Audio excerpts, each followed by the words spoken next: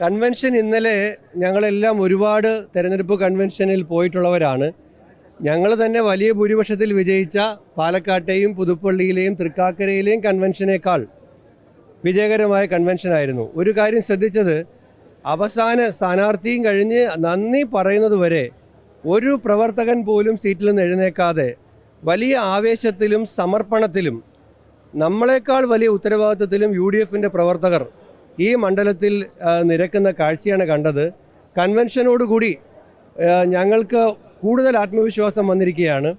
ഒരു കാര്യം ഇപ്പോൾ വിനയത്തോടുകൂടി പറയാൻ ആഗ്രഹിക്കുകയാണ്, ഈ തെരഞ്ഞെടുപ്പിൽ ഐക്യജനാധിപത്യ മുന്നണി വലിയ ഭൂരിപക്ഷത്തിൽ വിജയിക്കുമെന്നുള്ള കാര്യത്തിൽ യാതൊരു സംശയമില്ല. ഇതൊരു രാഷ്ട്രീയ പോരാട്ടമാണ്. ഈ സർക്കാരിനെ വിചാരണ ചെയ്ത് ജനങ്ങളുടെ പ്രതിഷേധം രേഖപ്പെടുത്തുന്ന ഒരു പോരാട്ടമാണ്.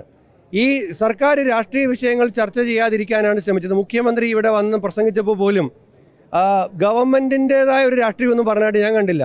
പക്ഷെ ഇവിടെ ആശാ വർക്കർമാരുടെ പ്രതിഷേധം ഉണ്ടാകും, വന്യമൃഗശല്യത്തിൽ ദുരിതമനുഭവിക്കുന്ന ജനങ്ങളുടെ പ്രശ്നം ഉണ്ടാകും, ഇവിടെ PSC വഴി നിയമനം കിട്ടാത്ത ഉദ്യോഗാർത്ഥികളുടെ പ്രതിഷേധം ഉണ്ടാകും, 1.5 കൊല്ലമായി പെൻഷൻ കിട്ടാത്ത നിർമ്മാണ തൊഴിലാളികളുടെ പ്രതിഷേധം ഉണ്ടാകും, വിലക്കയറ്റം കൊണ്ട് പൊറുതിമുട്ടുന്ന ജനങ്ങളുടെ പ്രതിഷേധം ഉണ്ടാകും, ദേശീയപാതയിൽ ഭീതിയിൽ കഴിയുന്ന അതുവഴി യാത്ര ചെയ്യുന്ന ജനങ്ങളുടെ പ്രതിഷേധം ഉണ്ടാകും. ആ പ്രതിഷേധമെല്ലാം കൂടി ഒരുമിച്ച് വരുന്ന ഒരു വലിയ രാഷ്ട്രീയ പോരാട്ടമായിരിക്കും.